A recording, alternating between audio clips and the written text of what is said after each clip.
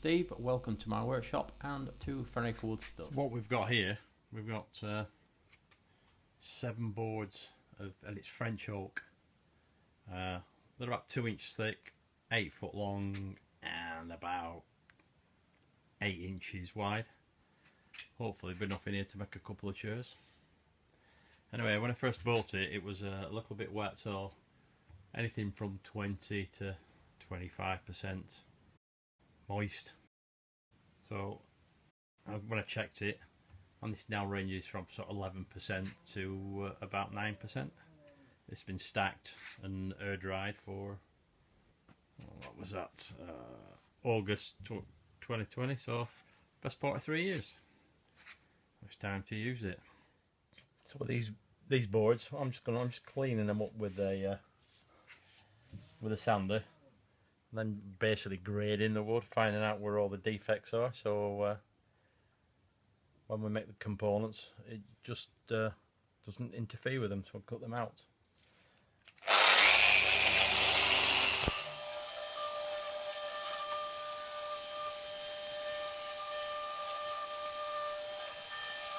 Once it's done, I just mark where the defects are.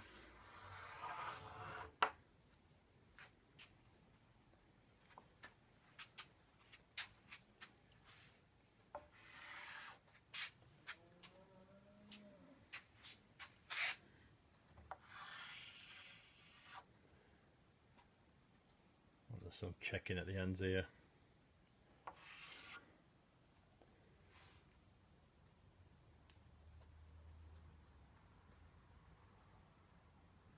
Right, turn it over and do the other side.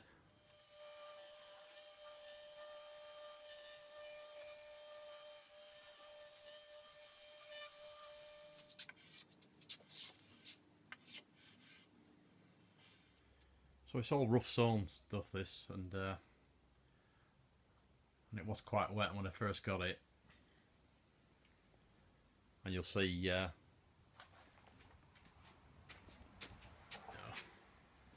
20% minimum, and it was up to about 27%, I think.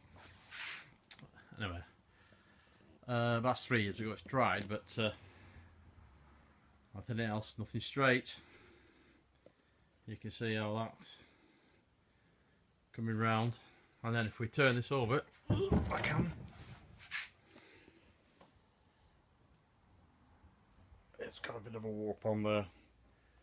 But luckily I'm not going to use any, don't need any 8-foot pieces. So I think the most I'd use is probably 4 foot, or about a metre.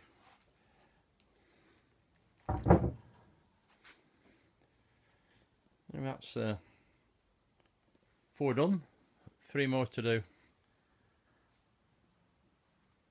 I'm only sanding them correct, so I can actually see the any obvious defects, and then we'll go out and decide where all the pieces are going to come from, and then I'll have to plane them and all that malarkey. Once all the defects are marked, and then just mark out the various components on the boards, you know, taking the defects into account. And then once they're marked out, using various tools, mainly the jigsaw and the bandsaw, I basically roughly cut out all the various components. At this stage I'm only cutting out the components for the bottom half, so that's the legs and the side rails and the front and rear rails.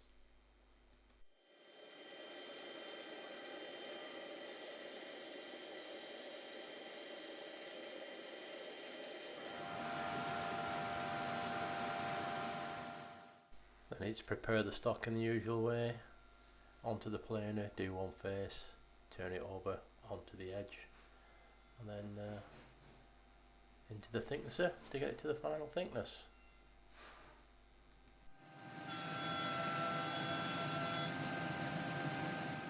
So the legs are roughly 4-inch square, or 100mm by 100mm, so I've just glued up 8 of the pieces. Once the legs are glued up and dried, I then remove any squeeze out using a scraper, as this saves any wear and tear, particularly on the planer blades. Then it's onto the planer to do one edge, and then into the thicknesser to finish it to size.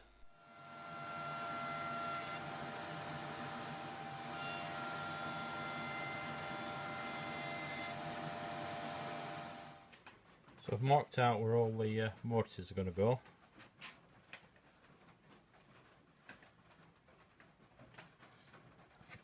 Just down here as well. Now all the chalk lines that when I got the timber, I just made sure that the show faces were the good faces, and anything that and little defects in, like this little knot or that one there, they're on the inside, so they're not really on show. So we're just going to use the router with a 1/2 inch bit just to route these mortises. For stability, I'll just clamp the other leg to it, so it gives me a wider face to sit the router on. So here I've got a 1/2 inch spiral upcut bit in the router, and I'm just plunging at the start and at the end of the mortises, then just going back and clearing out the waste in between.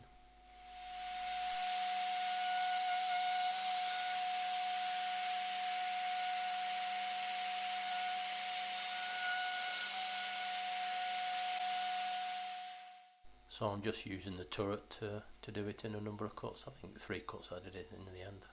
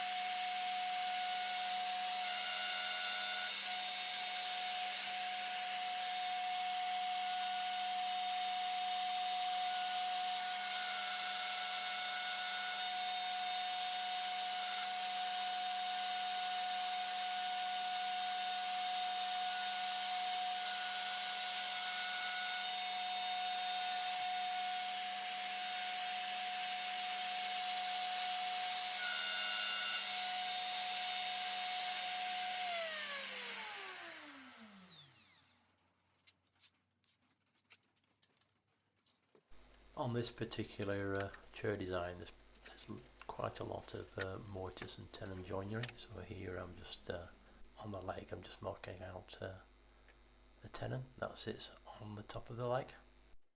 I'm also using a knife gauge here to minimise any breakout.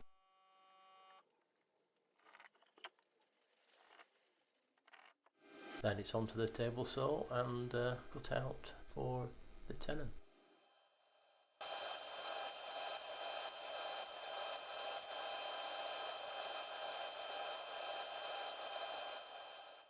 There's also the same mortise on the rear leg, however, because it's shaped, because of the, you'll see later that the arms are bowed, there's a little bit of work to do on this one, so I'm just basically putting the tenon on, but it's only very shallow, around about 12mm or so deep.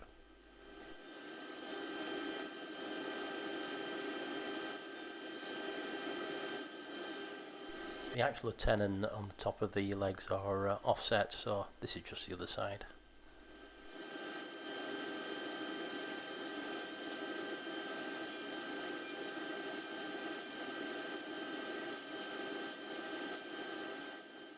Now it's for the side rails and the front and back rails. These will fit into the mortises that we cut early on the legs.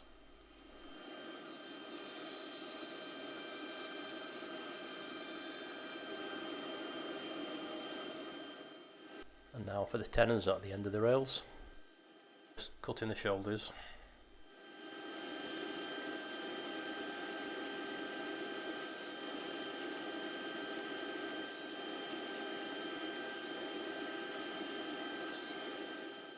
Using the tenon and jig, doing the cheeks. on the bandsaw with the fence set, just cutting the edges of the tenons.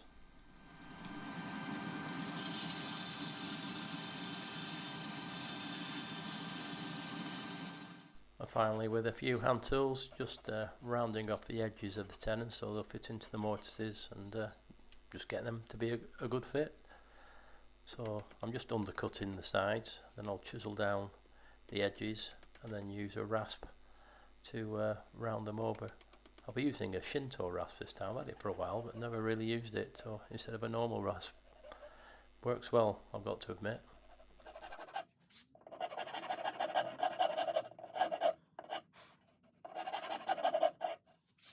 And with a little bit of finessing with the shoulder plane.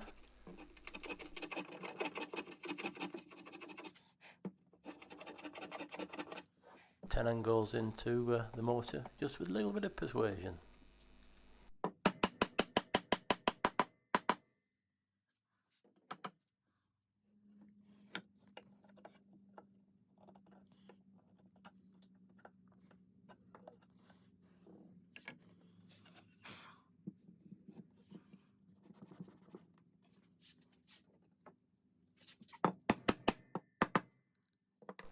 A dry fit with all the pieces, and that's the bottom of the chair done.